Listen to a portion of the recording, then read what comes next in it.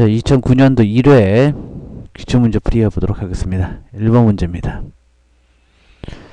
구석기 시대에 대한 설명으로 적절한 것은 이렇게 나왔는데요. 내가 보시면, 자, 구석기 시대의 대표적인 토기 뭐죠? 뗀석기입니다. 자, 대표적인 뗀석기 중에 뭐가 있었냐? 기출문제에서 주먹토끼라는 토끼 있었죠.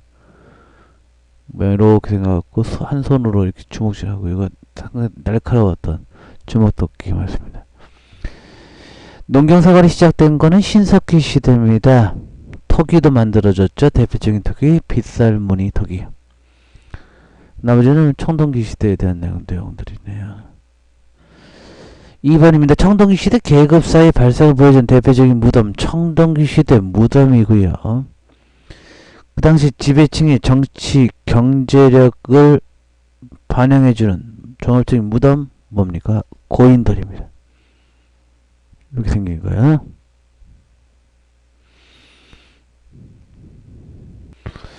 다음 3번 문제입니다. 다음 살추가 관련된 4세기 백제의 전성기 왕이다. 자, 4세기 백제 전성기 누구 왕이죠? 근처 왕입니다. 요소, 산동, 규시 지방까지 진출했고요. 백제 모든 지역을 거의 한 세력을 모두 정복했고, 요소, 산동, 규수 지방까지 진출했던 백제의 4세기 왕 근처 왕입니다. 그럼 전성기 시대의 왕들을 한번 볼까요?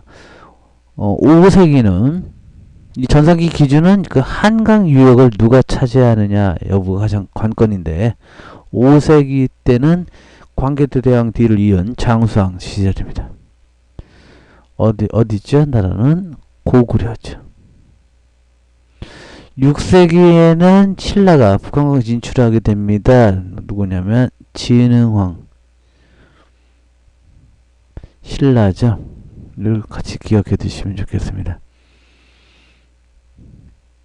4번 문제 보겠습니다. 신라 말기 사회가 혼란해지면서 지방에서 성장했던 사람들, 스스로 성주 또는 장군이라 칭했던 이들 신라 말기입니다. 신라 말기 뭐가? 호족 세력이 발전하게 되죠. 신라 말기에는요, 호족 세력과 더불어 선정이 유행하고요. 불교 종파로서는 선정이 있고, 왕위 쟁탈전이 굉장히 심각했던 시기죠. 이거 기억해 두시면 되고요. 여기서 다시 시기적으로 보시면 신라 말이 아니라 고려 말이었다 라고 하고, 그들이 성략 기반이었다. 고려 말 성리학을 기반으로 새로운 세계를 구축하려고 했던 사람들, 이렇게 나오면 이제 신진사대부입니다. 조선을 개창했죠. 자, 5번 문제 보겠습니다. 고구려 고국천황 때 농민들의 구제를 위해서 봄에 곡식을 빌려줬다가 가을에 곡식을 되받는 제도, 자, 진대법이라는, 이 후에 고려에서는 의창, 조선시대 가면 상평창, 이런 것들을 해가지고 통해서, 이런 제도, 춘대 추납제도를 실시했습니다. 굉장히 오래된 기출문제였었는데, 한번 다시 나왔네요. 여기 좀 신경 써봐야 될 것이 이제 골품제라는데, 이 골품제는 신라시대 때 거고요. 폐쇄적인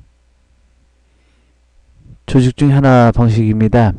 그래서 이 골품제에 많은 피해를 보았던 그 계층이 육두품들이 있었죠. 이거랑 같이 생각해 두시면 좋겠습니다. 6번 문제 볼게요. 삼국의 문화는 일본의 고대 문화 형성에 굉장히 많은 영향을 주었습니다. 특히 아스카 문화 영향 발전에. 아무튼 그의 설명으로 적절하지 않는 것은, 백제 스님이었던 노리사 측에는 일본의 불경과 불상을 전해야 하였다. 맞습니다. 일본 아스카 문화 발전 형성에 많은 영향을 주었고요. 맞고요. 고구려 인물이죠. 그 보장왕 때의 담징은 일본의 종이목 제조 방법을 전래시켜준 거 맞습니다. 삼국 중에서 일본과 교류가 가장 활발했던 국가는 신라가 아니라 백제죠. 이 백제와 일본과의 그 교류 관계도 가장 잘 알려주는 그 유물이 있지요. 자, 이렇게 생긴 유물. 뭐라고 합니까? 이거?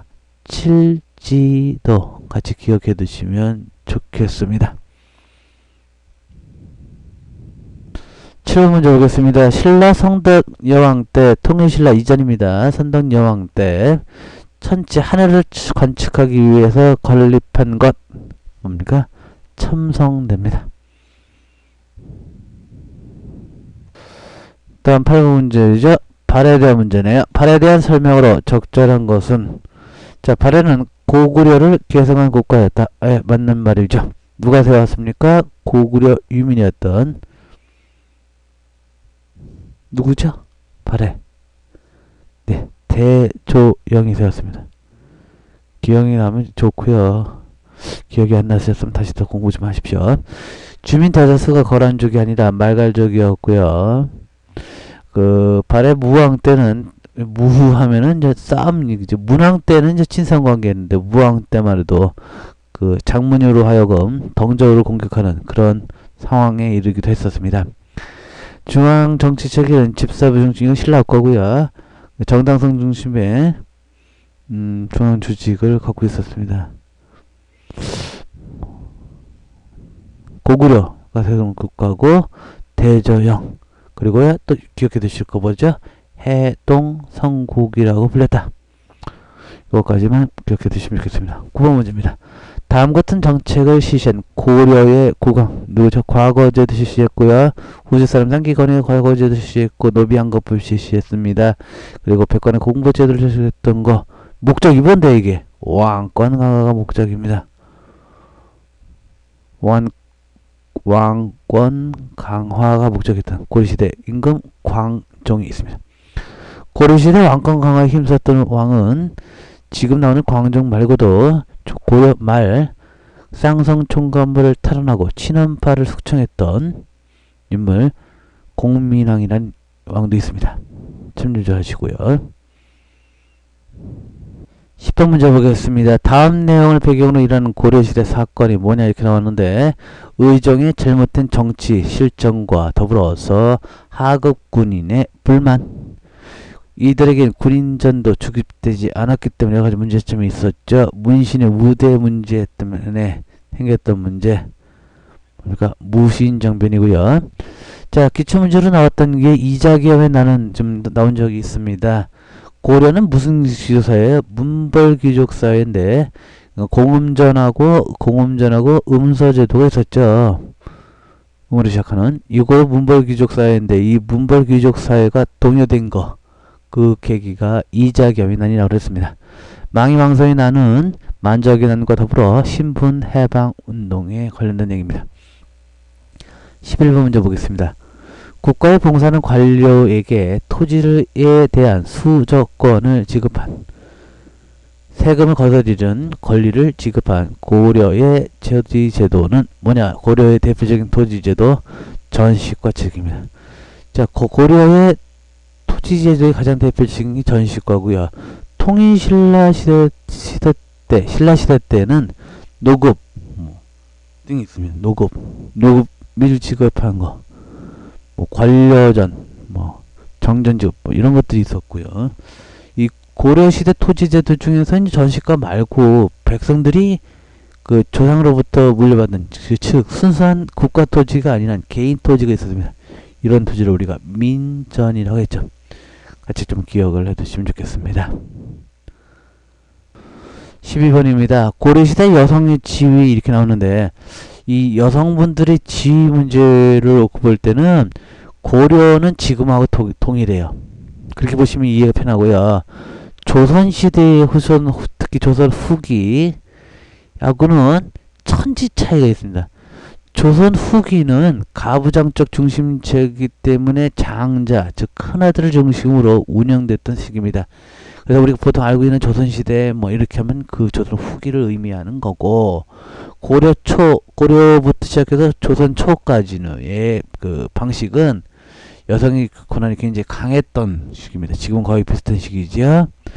자, 여성들이 다시 결혼하는 죄가 비교적 자유롭고 아들이 없으면 딸이 제사 지낼 수도 있고요. 딸도 아들과 더불어 호적에 기입되기도 했습니다. 그래서 뭐가 틀렸냐? 3번이 틀렸죠.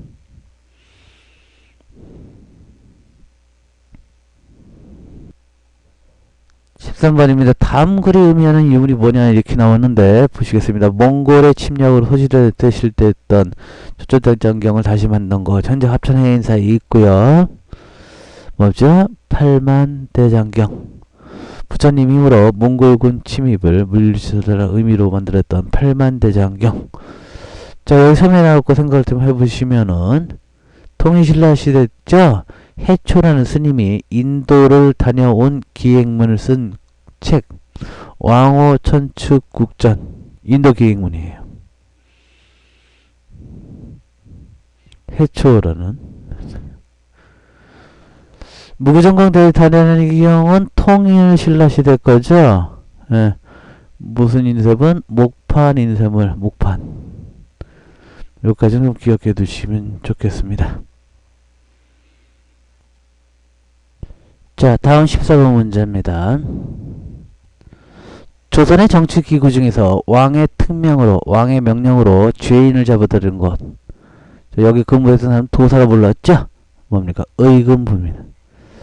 이건 더불어 좀 생각해. 왕권 강화와 밀접한 관련이 있는 제도인데 왕명 출납을 담당했던 부서. 승정원입니다. 승정원하고 의금부는 조선시대의 왕의 권력을 뒷받침해두는 제도예요.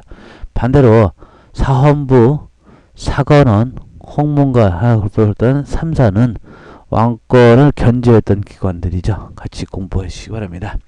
15번입니다. 조선 세종대왕 때 궁중원에 설치한 정책연구기관 후에 세조 때 없어지게 되죠. 뭐죠? 집현전입니다. 집현. 뭐 한글도 만들었고요. 규장각은 시험에 거꾸로 나오는데 이거는 조선 후기쯤이죠. 영조 때. 아니 죄송합니다. 정조 때죠.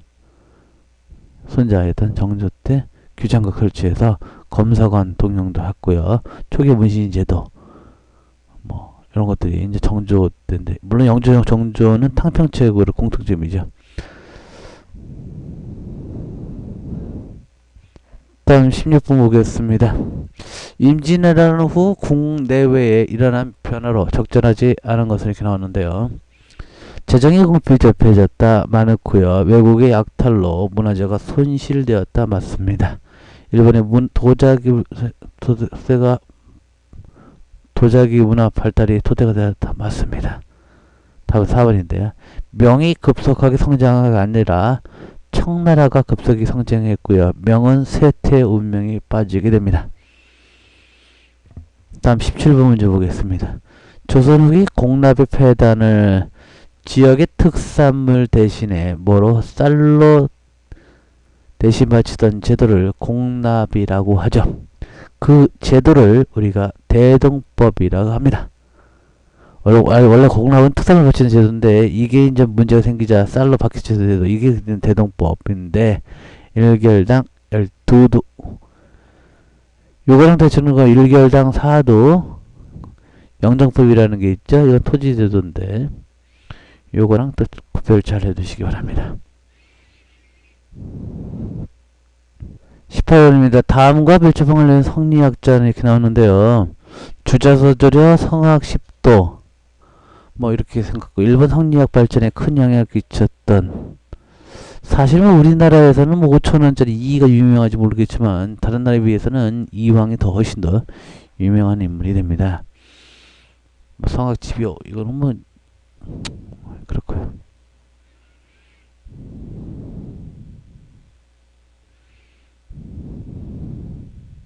19번 문제 보겠습니다. 다음 내용에 해당되는 인물이 누구냐 이렇게 나오는데 조선 후기 풍속화가고요.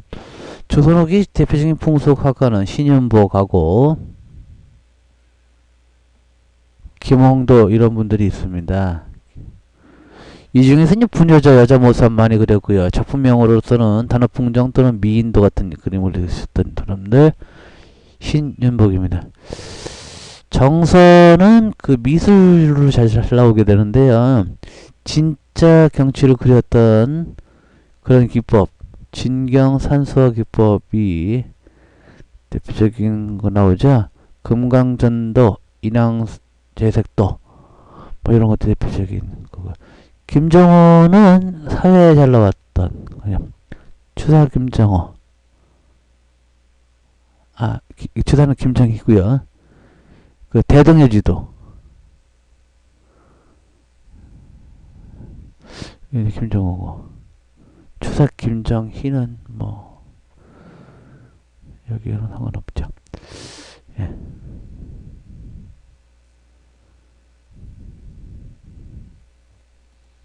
저 20번 보겠습니다. 흥선대원군 고종의 아버지였던 흥선대원군의 집권기에 있었던 거.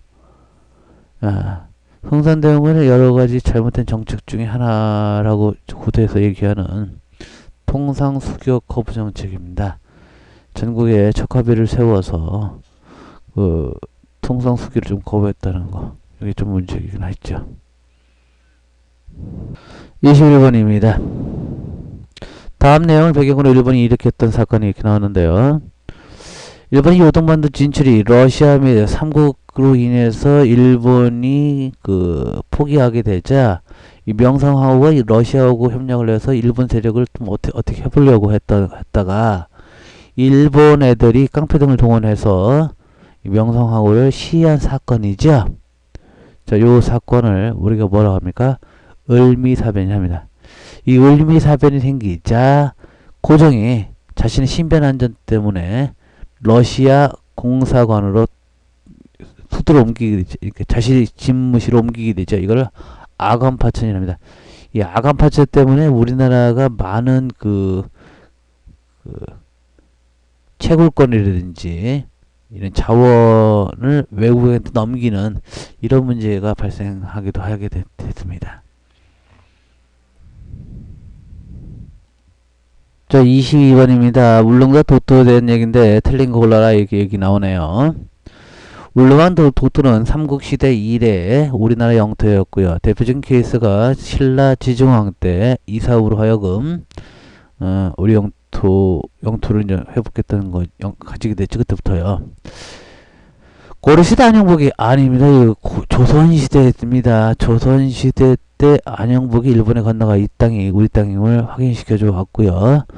19세기 말 조선 정부는 이주 정책을 통해서 우리 땅을 확실히 했고 독도까지 건너를 했는데 이것이 이제 러일 전쟁 때 일본이 강제로 이제 자기 땅으로 이제 편입시켜 버리게 되죠. 틀린 거는 니은이 틀렸습니다. 다음은 3.1운동에 대한 문제네요. 3.1 적절하지 않은 것 이렇게 나오는데 원래 3.1운동은 2.8 독립선언의 영향을 받았고요. 웰슬의 민족 자결주의에 영향을 받았던 사건입니다. 전국으로 확대됐지요. 서울에서 시작을 했고 그리고 폭력투쟁이 아니라 비폭력주의고요. 중국의 5.4운동이라든지 인도의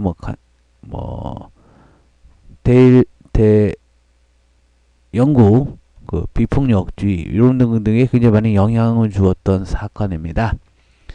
야, 틀린 거는 폭력이 아니죠. 비폭력이고요. 다음 24번입니다.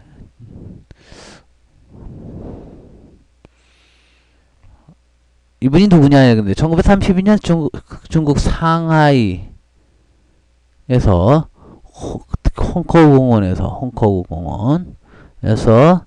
폭탄 던져라 도시락 폭탄 던졌던 인물이지요. 중국 국민당 장개석이 한국 독립운동을 지원한 계기가 됐던 자기 나라 백만님도 하지 못할 일을 조선인 한 명이 했다라고 해가지고요. 상해 임시정부를 대대적으로 지원해주게 된 사건이 생겼던 그 인물. 예, 윤봉길에서죠. 물론 이봉창에서도 던졌고 했는데 현재 생각해둘 필요는 안중근 정도는 기억해 두시면 좋겠습니다. 이거는 일제시대 이전이에요. 초대 총감이었던 이토 히로부미를 중국의 하얼빈역에서 저격했던 분이죠. 안중근이다. 네, 두 분 다 유명하신 분이고 다른 분들도 이제 여기 이봉창 사나 김홍무상 다 훌륭하신 분이지만 처음에는 요 두 인물 정도가 잘 나옵니다. 25번입니다. 다음 이 단체가 무슨 단체냐 이렇게 나오는데 1940년 우리나라 1945년에 해방되는데 40년에 창설한 대한민국 임시정부의 직속 부대였다. 1945년 9월에 미군과 협조하여 국내 진공작전을 준비하던 중 일본의 무조건 항복으로 인해서 국내 진공작전을 하지 못했던 부대 한국광복군입니다. 뭐 여기서 이제 다 좀 이렇게 하는데 처음으로만 좀 생각하면은 전 그 청산리 대첩을 승리일 거죠. 예. 북로 군정서군 김저진 장군의 청산리 대첩 김좌진